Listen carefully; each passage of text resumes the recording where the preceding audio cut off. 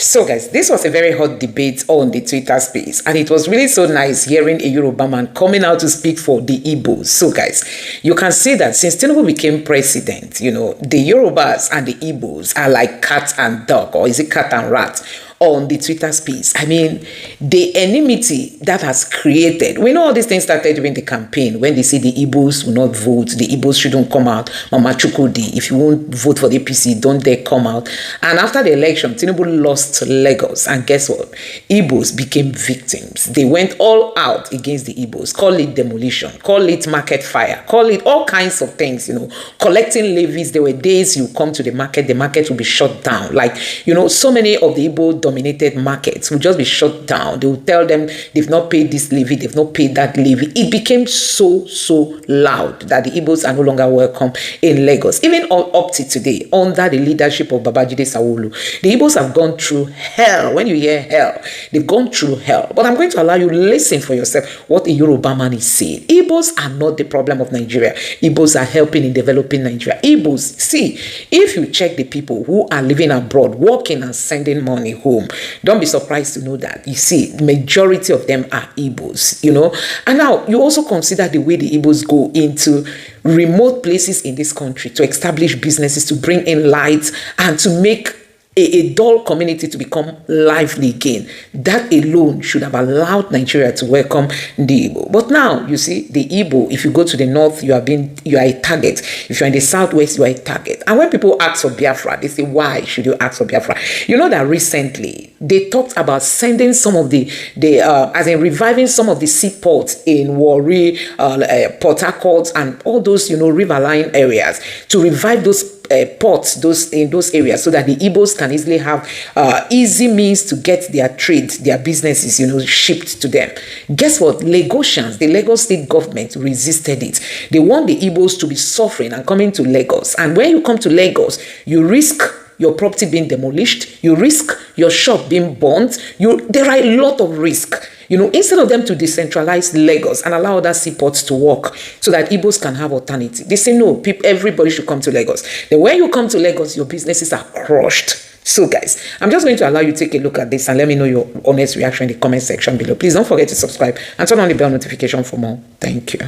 Best. You can call them the minority, but this thing, they are majority in the brain. Without Igbo today, Nigerian economy is failed. I'm a typical Yoruba man. And that's why I brought my face out. I'm not talking under audio. For you people to know that your problem is your politicians. Your problem now, when you say Igbo, your best musician today, Davido, marry from where? Marry an Igbo woman. Your son, your first son, Tinubu son Sheyi, marry who? His wife, the father is an Igbo, the mother is from Lebanon. My former governor, Akeredolu, marry an Igbo. All Adeleke family marry an Igbo. These same people will tell you Igbos are bad, but their grandchildren, they are Igbo. So wake up. Igbos are not your problem. Until you realize that the so-called politician, and when they are chilling, the day they are dividing the money, they won't tell you, say, one is Igbo, one is in Yoruba. They eat the money. When they are giving hand in marriage, they are there together. But when they want to go into politics or position in the office, they will tell you, Igbo man is your problem. Igbo man is not your problem. Wake up, brother. A brother was typing there. His name is Toby. God bless you, brother. He's a Yoruba man, and I can see what he was typing. Until the day we realize that this so-called politician, this political cartel that make your life miserable today, that make Nigeria where they are today, you cannot go out in the night. The Boko Haram are there, the ISWAP are there, but you are calling Igbo. What happened in my state in Owo? I lost 2 cousins in that church there. Is that Igbo people that went there? No. What happened in Igaga? When they unalive Dr. Aborode that came from Germany to come and set up farm to become employer of labor, the people that unalive him, are they Igbo people? Until you wake up that Igbo people are not your problem. So when you are coming, Igbo must go, Igbo must go. A brother was saying something. He said, if you are in America, I've never seen a man come from New York, tell the man that you are from Washington, D.C., or tell the man that from Maryland that no, you don't belong here. It's only poor people that are fighting for tribe. I'm not a tribal bigot. Here we go again. Another classic takia at work. When you expect old men to respect themselves, but they choose not to do that. That is where I come in. In this video, I'm going straight to the point to debunk the nonsense claim from the former Nigerian senator Shehu Sani. He posted this shit on X, January 16, 2026, claiming that the Christian genocide narrative in Nigeria is just a fabrication by IPOB supporters to push the Igbo secession. He said it's all about the $9 million lobbying deal Nigerians signed to counter it, but it's all a lie and deflection. The violence is very real, documented, and coming from voices way beyond IPOB. Let's start with some facts, for men lie, but data will never lie.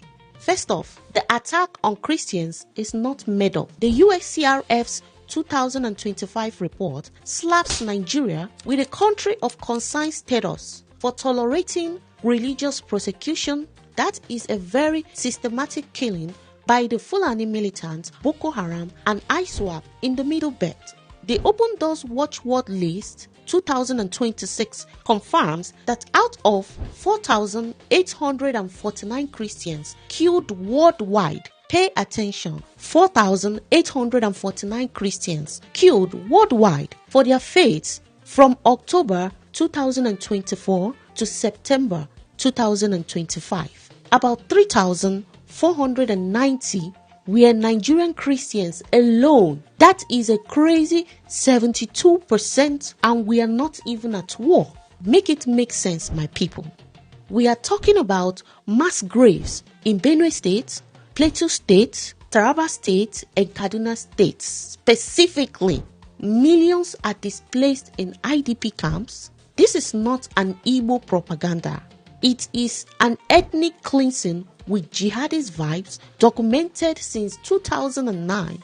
That is way before IPOB even existed. What is this man talking about? Secondly, all the witnesses are not IPOB plans. Listen to Bishop Wilfred Anamwe from Benue State. He testified to the US House in March 2025. The Church of Nigeria is under Islamic extermination. He had to close 14 parishes because of the attack. Then there is Reverend Father George Dogo from Taraba State on CBS. Frank Uto from Benue State to the US Congress. Ezekiel Dachomo from Plateau State on Piers Morgan. Non-separatist leaders like T.Y. Danjuma, the former Chief of Defense Staff from Taraba State, David Mark, ex-Senate President from Benue State, Yakubu Dogara from Bauchi State, even the Plateau State Governor Caleb Mutfwang. All these people I mentioned are calling it genocide. These are Middle Belt natives. They are not Igbos pushing Biafra. So why is he blaming IPOB? What is the business of IPOB in this? Why are you downplaying the deaths of Christians, the citizens of Nigeria? Why are you making it look like they are not important? And the core issue is the government complicity. Nigeria is reportedly spending millions lobbying the US to cover up this situation. Even as it continues to seek counter-terrorism assistance, the Genocide Watch has documented that the deaths of Christians in Nigeria since the year 2000 is up to 62,000. Do you get that? 62,000. This reality has been confirmed by the US congressman who visited IDP camps. These Fulani Islamic terrorists in Nigeria are roaming freely because the sponsors in power protect them. Blaming Igbos is an insult to these victims. Those emptied communities you are seeing are not by mass migration. It's by the Islamic terrorists. Even Bishop Matthew Kuka warns that Nigeria is at a breaking point. So why they blame the Igbo game? Like, why are you northern Muslims finding it hard to face the fucking truth? What happens to taking accountability? Why does it seem like you guys are trying so hard to protect these terrorists more than the Christian lives? We have money to lobby, but we cannot fight these terrorists out. Man, I'm tired of this useless talk here. I'm tired of this nonsense you guys are doing. The fuck is wrong with you? my findings, the Igbo man is one of the greatest agents of development in this nation. If you doubt it, take away their investments from every state in Nigeria and then tell me what is left. In every part of Nigeria, you will find their presence, their businesses, their hard work, their contribution to growth. Yet these same people said they want to leave because of the injustice constantly done to them. How can a government negotiate with terrorists, one of the most dangerous in the world, but hold a man who never carried a gun, only spoke against injustice, and yet many who go to church every Sunday support this oppression simply because he is from the Igbo tribe? Most of you who hate the Igbos have never been treated badly by an Igbo person. You hate them because of what you were told, not what you experienced. Igbo leaders are busy playing politics. Igbo politicians, you are a disgrace to your land. Greed and selfishness have made you silent while your brother suffers in detention. Do you that by tomorrow you will definitely see it in a couple of papers? Now, according to the cable citing the New York Times, they are claiming that a man whose name is Emeka Umagbalasi, a screwdriver trader in Onitsha, Anambra State, was the one who provided the data and statistics through which Trump threatened to supposedly grant military airstrikes in Nigeria, and he was one that they cited the whole data concerning the Christian genocide. However, I want us to take a listen to this by Rep. Riley Moore, saying he would provide details, adequate details, to President Donald Trump. This was on Thursday evening. House of Rep. Riley Moore said that they're not relenting and that they're going to provide options on Nigeria this January. He said breaking up Nigeria will be one of the options to create a safe zone for Christians. But let's take a listen to this.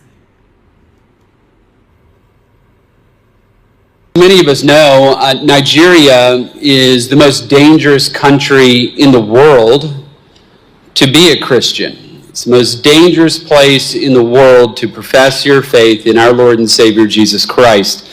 And my colleagues and I will soon, this month, we're going to brief the White House on our investigation's findings and provide the President with a series of options to help protect our brothers and sisters in Christ.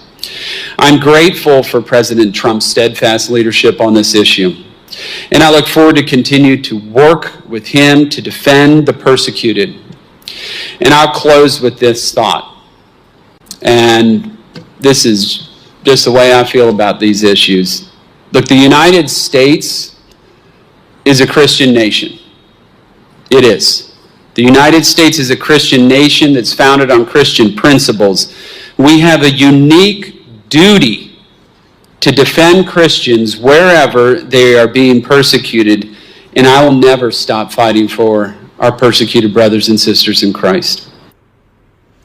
All right, so that was Rep. Riley Moore on Thursday, saying that they intend to give fresh reports concerning the Christian genocide in Nigeria and how to continue with it. You recall that just last week we heard that the United States of America brought in some security materials or equipment to enable the Nigerian military and the Nigerian Air Force to rout out those guys. We've also seen sustained efforts from the Nigerian Air Force as well as their ground troops in eradicating and bombing out the areas on the onslays of this terrorist, which includes ISWAP and Boko Haram. But what we have seen based on the information released by the cable is actually what a lot of Nigerians are talking about now. The question they're asking is, could it be the $9 million lobbying already at work, having to supposedly pinpoint certain persons for spreading a narrative which they consider not to be true?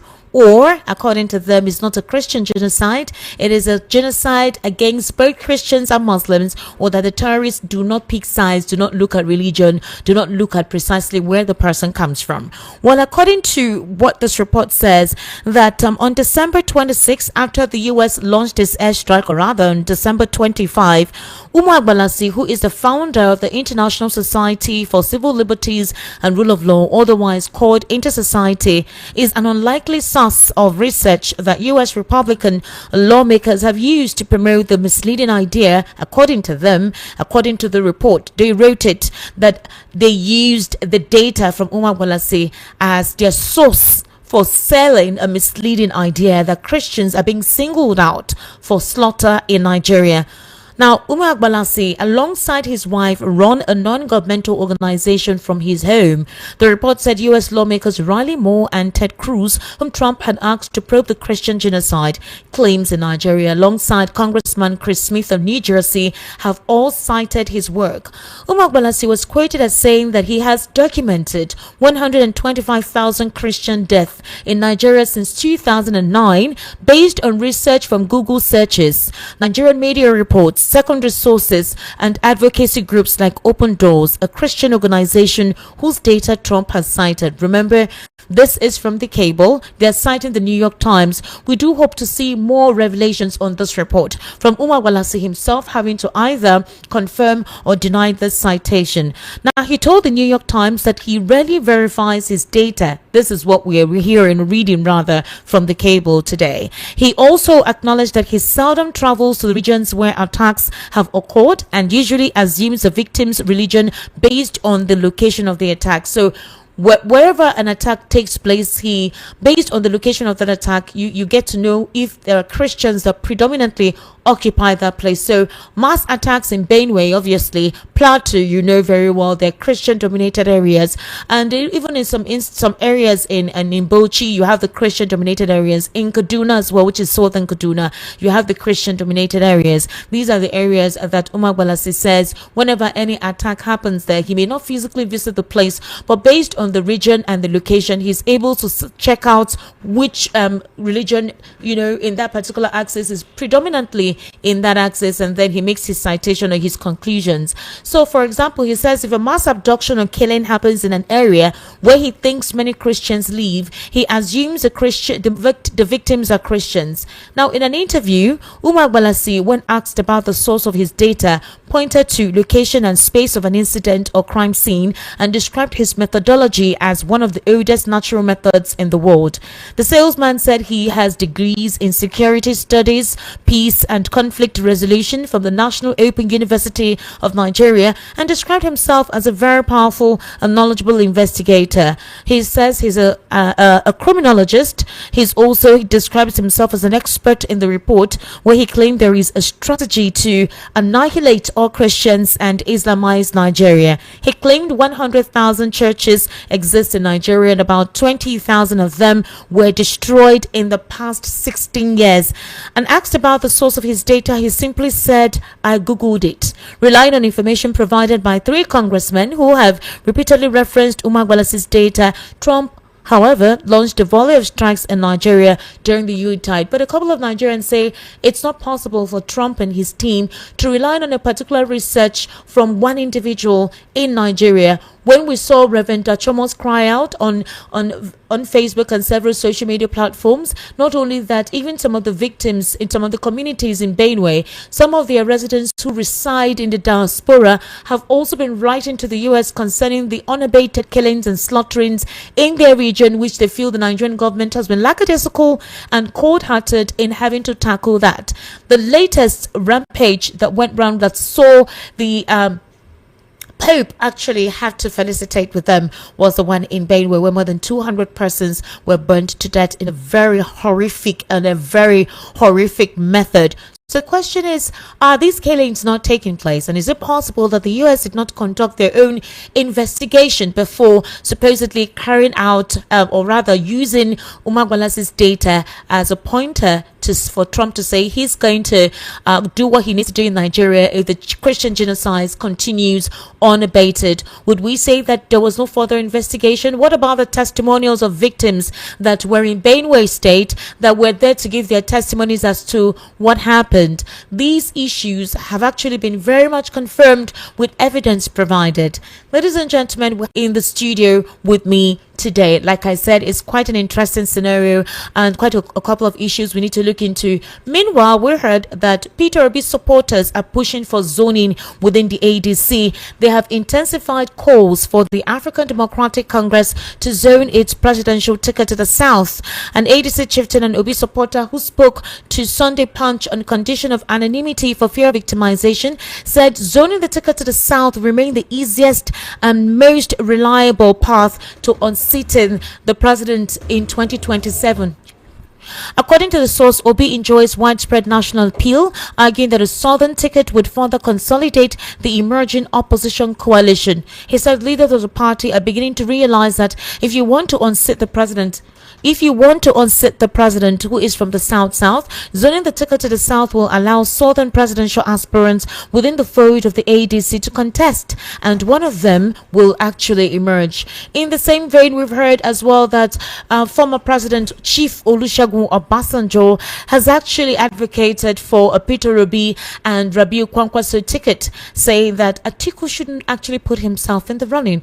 However, Atiku media spokesperson Paul Ibe has said that they're not threatened about anything. Nobody's stepping down for anybody, and they're all going to fight it out in the ADC to get a ticket. Peter Obi is seen as someone who supposedly has the Zikist support, the Zikist movement, while President Bola Ahmed Tinubu is perceived and seen as someone who has the aura and the mantra of Sage Awolowo. And Atiku is one person whom they think that over the years he has been contesting several elections in this country, that possibly this could be a chance for him to get that slide, being the fact that some aspects of the north are not happy with President Bola Ahmed Tinubu. But if we look at the current scenario, with most of the governors defecting to the APC, you have about 27 or 28 of them, including Abba Kabir Yusuf, if he eventually joins the APC. Is it not that a complete lockdown of the south, the southwest, possibly some aspects in the southeast already has the president's support? We already understand what it is for those governors to defect. They need to really work hard from the state level to ensure that results that emerge actually amplifies the side of the APC. It's now left for Nigerians to decide if indeed their vote will be protected and no form of cheating will take place. Let me introduce my guest in the studio today. I actually have right here Barrister Joe Nwokedi. Barrister Joe Nwokedi is a political, national and social affairs commentator. Barrister Joe Nwokedi, good evening. And okay, they're still working on Barrister Joe Nwokedi's mic. All right, and I have Mr. Tony Mbata right here in the studio with us as well. Good evening, Mr. Tony Mbata. Good evening. Happy Sunday. Happy Sunday to you. How are you? I'm fine. Okay, so if you're joining us on YouTube, you'll see a certain video as to how some combat training took place at the time when supposedly the US did what they know how to do in certain locations when they come in. If you're joining us, then you'll see us streaming that on YouTube. Mr. Tony and Mr. Joe Ibukwe, Joe Nwokedi. Thank you so much. I'm so sorry. Let me start with you since you're still working on Barrister Joe's mic. Did you hear what Rep. Riley Moore said? I played the insert. Did you pay attention? Yes, to I pay attention. Okay, did you listen to the report by The Cable citing the New York Times about a man who is the publisher of Inter-Society? Well, the way they framed it was a petty screwdriver trader, right, in Onisha, that he was one that the data he had or the research he had is basically him personally. It was his research that the US used and that the whole phrase of Christian genocide emanated. How do you see this? Coming just a few days that we heard about the $9 million lobbying whatever by the Nigerian government using a particular legal firm based in one of the northern states. When you are wrapping up your commentary, I love what you said. You see that the lobbyist or the money they gave is working, or there was a way you put it, which means that if we go by the way they are portraying the whole thing or the way they are painting the scenario, that means it's like they are the Nigerian government or people that are working for them are really doing their job with the American state, in the sense that what we are hearing and the way they are painting the whole scenario or the evidence means that somebody from somewhere that may not have the that requires data analysis or evidence is the one pushing it. But the question is that if this man from Onitsha, a petty trader, is he the one that provided the information that helped the American government to give the That's first? what the report is saying now, that it was his, again, for them to have seen this and his name, they even put his picture there. So I think they want to be very particular, so it doesn't seem as if you're proscribing an entire group to be the reason for whatever. But the big question is, the report is out now, and they're trying to make it seem as if the Christian genocide is not a Christian genocide. That's what the Nigerian government have been and doing. that's based on the it. data provided by this man, whom, according to them, did not go through the verifiable measures. He wasn't at the scene. He compiled several reports dating back to 2009, mostly from Google, and any location that an attack is carried out, he's able to determine who are the religious group dominant in that region, and then that's how he did his breakdown and highlight. Do you want to tell me that the US themselves did not carry out any investigation at all? It can't be. It can't be for me as an individual. It cannot be. But you know that Nigerian government have been trying to suppress this genocide by telling us or telling the world it is not like that and this and that. And for Americans to come, that means they must have their own independent investigation before such strike. But for us to be seeing this, I've said it before that all these world powers, America inclusive, always they can't spend their money in vain. Whatever they are doing is business, and we should know this.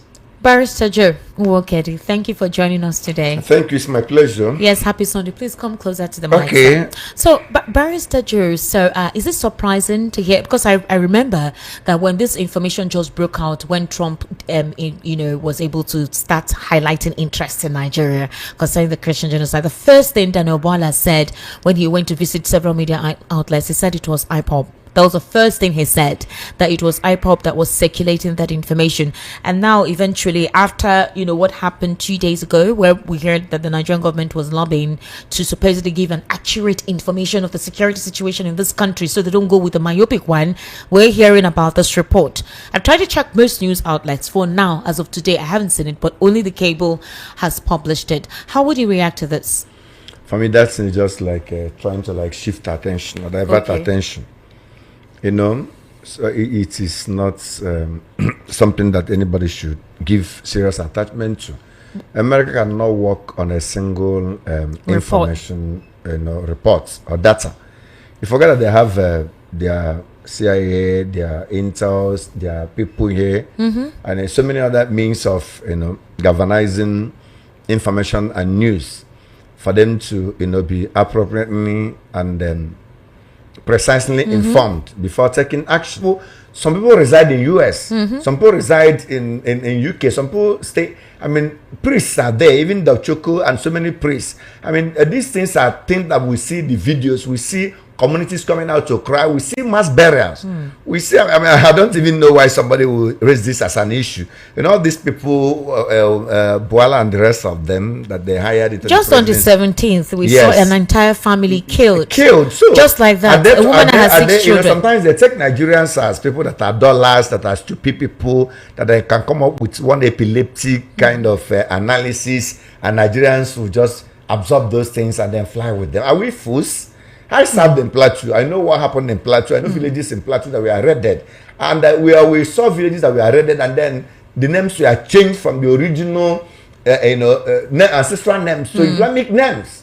Do you think we saw people coming up to carry out these activities, and they shout aloud, back whatever. They don't hide it. So the young man in Onitsha might have provided his own data to support whatever Americans will also rely on.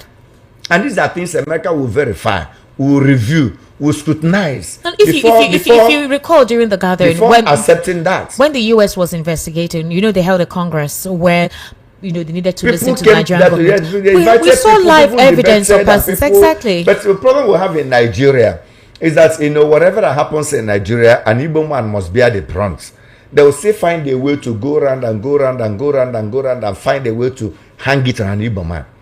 It's a problem that we people have to like. This cannot be asserted have to deal with. An Igbo when person. When there was NSAS in Lagos, 2 Igbo people set ablaze 200 buses. Imagine that miraculous kind of thing. 200 buses were set on fire by only 2 Igbo people. That was the claim. That was the claim.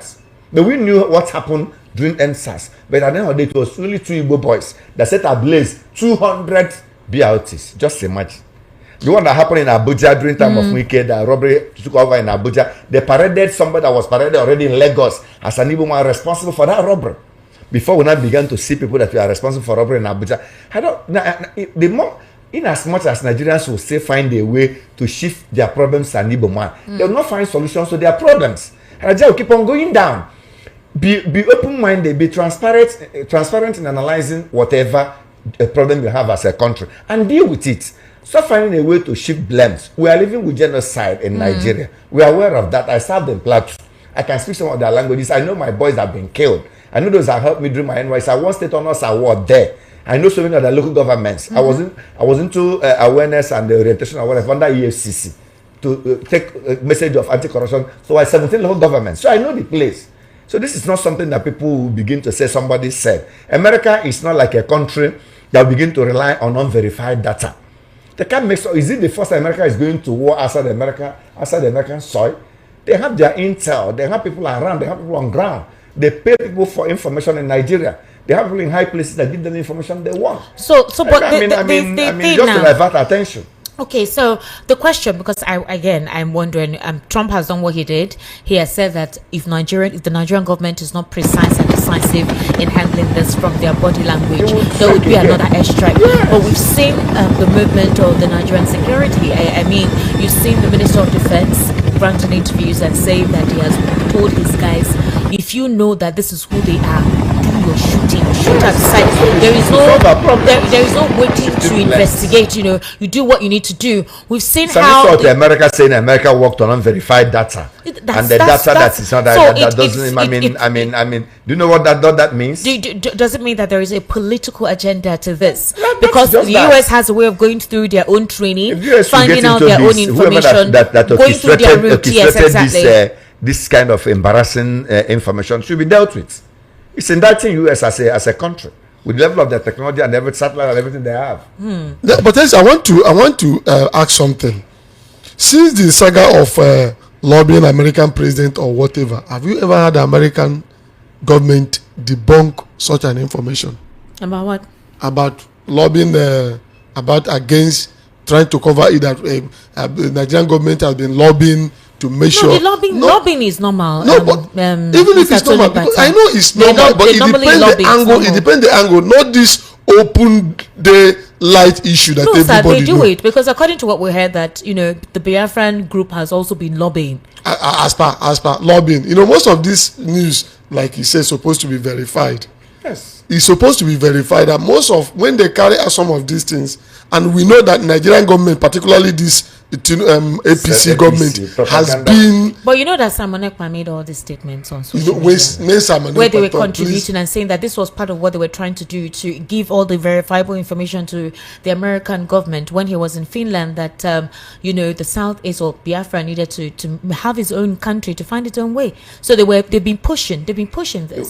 To push is one thing, and for American government to accept it and work with it. And also for you to know, because there was an investigation I did. I found out that most of these things they would tell you they have gone to UN. They didn't go anywhere. This I've said this in time without number, telling our Igbo people these things are propaganda. So you're saying that these people were taking advantage of that? Yes, I myself did an investigation both in US. I found out that they didn't submit anything. So you mean all the contributions and dollars and euros that were made online? These things are scam. I'm telling you. Are you saying that Simon Ekpa scammed his followers? Yes. Authoritatively, I did personal investigation.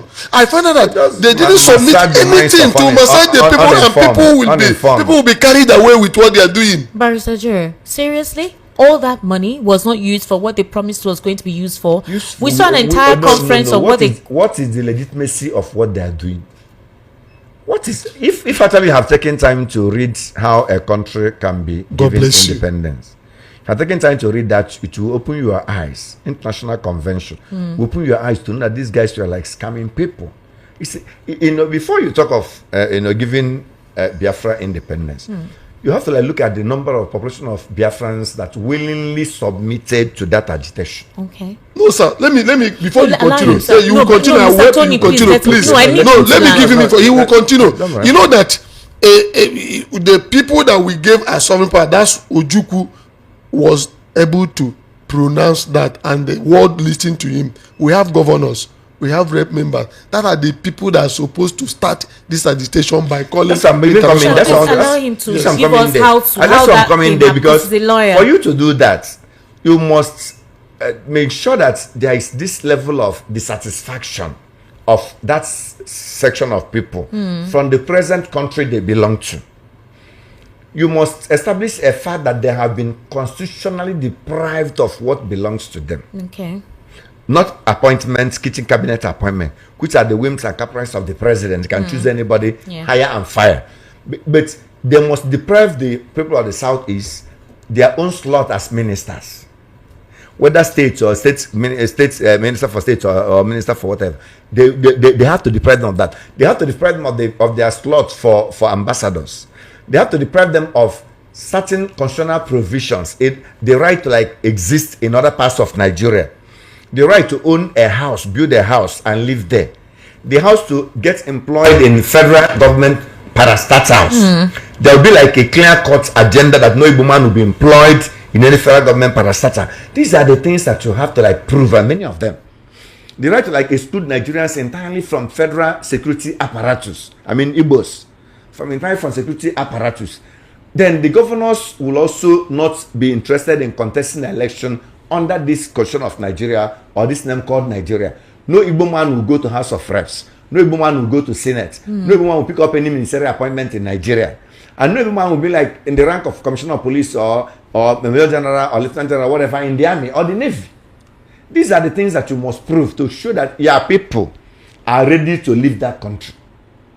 They must show it. They must resign from their ministerial, their appointments within that country that they don't want to be part of. So when you look at all this, you look at are Igbos actually dissatisfied from Nigeria?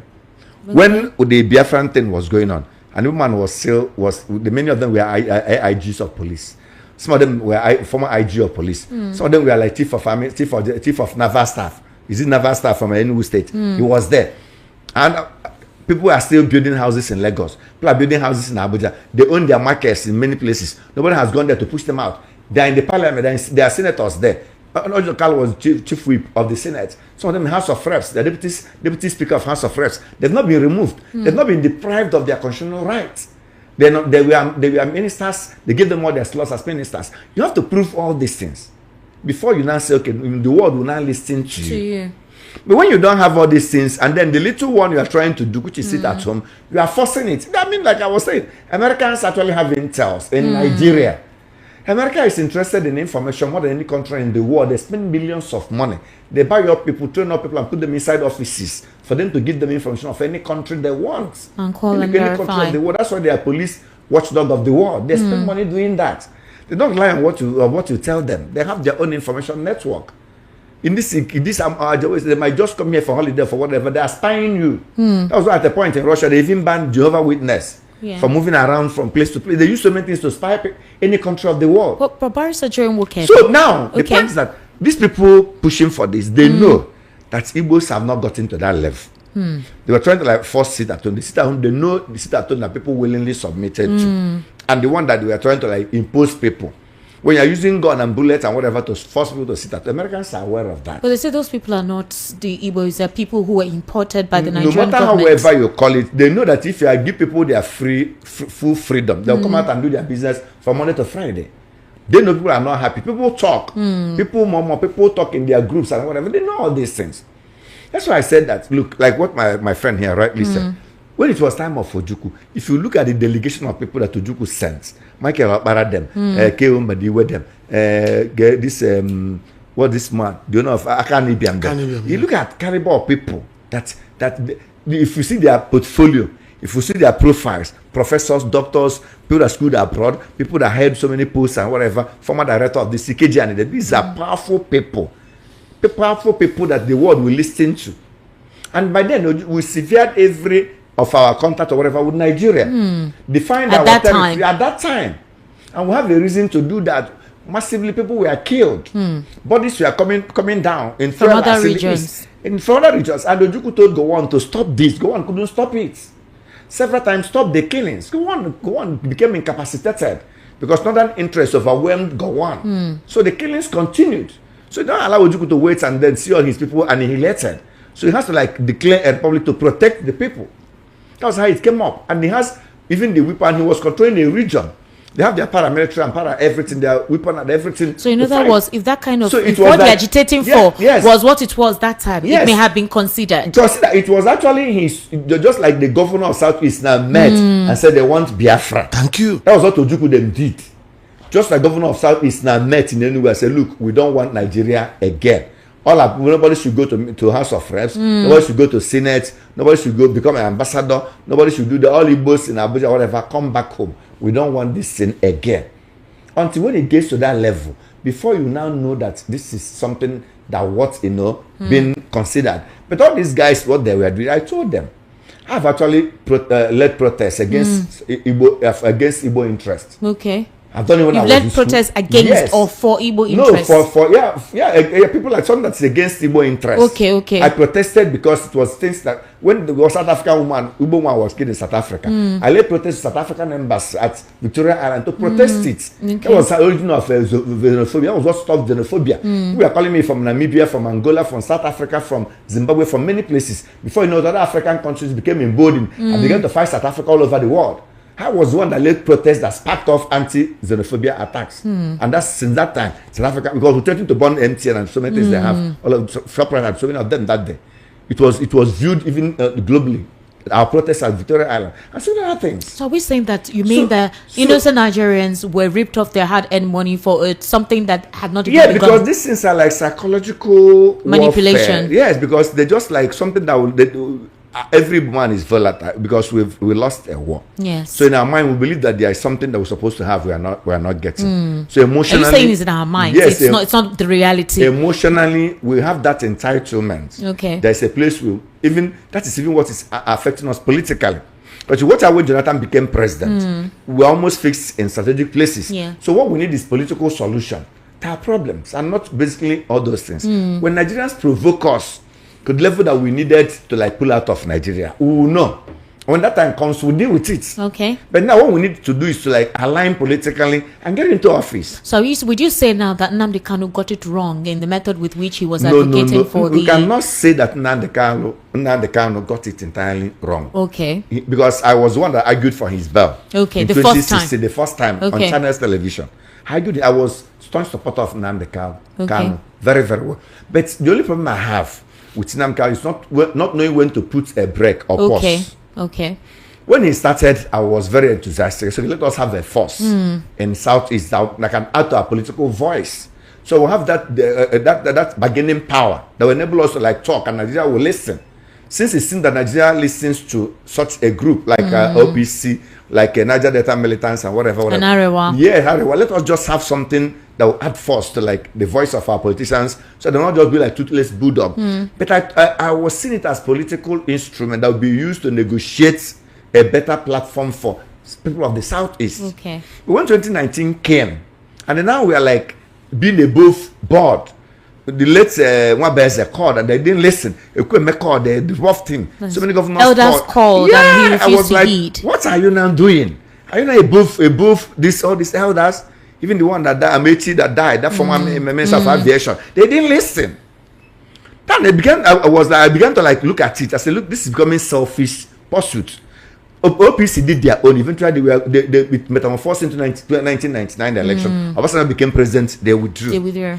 Emmanuel did their own. Eventually, Jonathan became president, and they used it for whatever. Jonathan became vice president. That vice presidential slot that was given to Jonathan will have been given to Igbo people.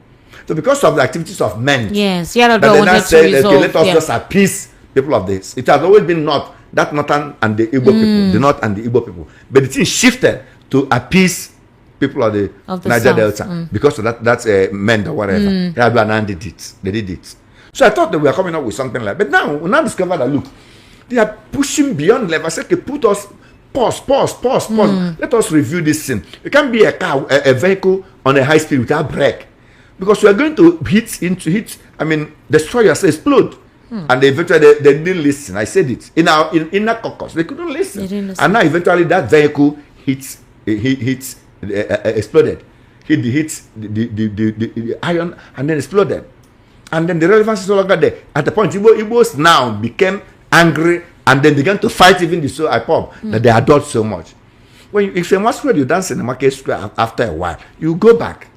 When they see you so much in a market square, you lose the relevance. That was actually what happened. When Kanu was like being above almost all the other opinions in the South, I became dissatisfied. Do you think that's why the Southeast governors refused to back him up? They have a reason to back up, because there must be a collective pursuit of the progress of an Igbo man. Once everybody is coming, say, come, let us sit together. You are thinking that you have advantage of young boys, thousands of young boys, uninformed young boys that carry guns or whatever that can wreak havoc, and because of that, you can no longer listen to anybody. There are so many ways to deal with situation. So those people will tell you they say have a way to deal with you, to kid you. Because if you have listened, and like look at Sunday Igboho now, I watched a clip that Sunday Igboho is returning. When he came and he was running away, people when they told him stop, he stopped. Now there is likelihood of terrorists encroaching Yoruba land, and they call him to come back. Just a point. Even the operation of Ononga, I said, okay, look, what you are doing is good. Chase all this part of our farms or whatever, if they are causing problem to our farmers and the rest of them. But then don't take this as a profession. Okay. Don't go and live inside the bush, because you become broke, and then whichever way to raise money you do it, whether illegal or illegal. Form like a group that will be like if you look at what happened in Port Harcourt, when some set of people saw Fulanis or whatever that wanted to give trouble, the one group they killed all of them. Yeah. Do you know those groups? Do you know how they operate? Do you know who they are? Do they tell you they live inside any bush? That is how to handle situations. If you have a security arrangement like that under IAS, you guys will know yourself. You know what? You may have your arms. You keep quiet. You do every morning. You go to your work, go to your job, go to your mechanic or pan-a-beating or war bank or whatever you are doing. When there is a danger somewhere, you alert yourself. You move in. You do whatever you want to do. Come back and go to your job.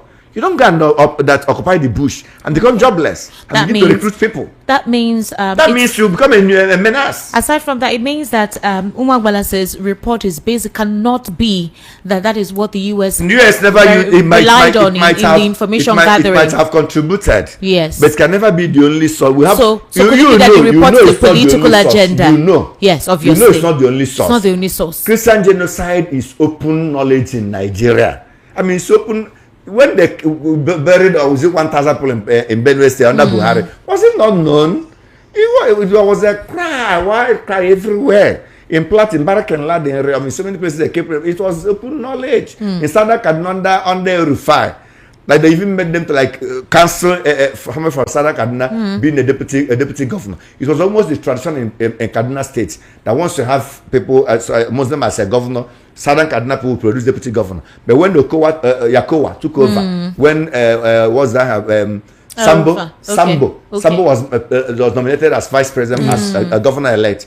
Now the Sambo moved and Yakowa took over as the governor. They saw the danger there, and then they now stopped it. Now it's not Muslim ticket they are doing in Kaduna State.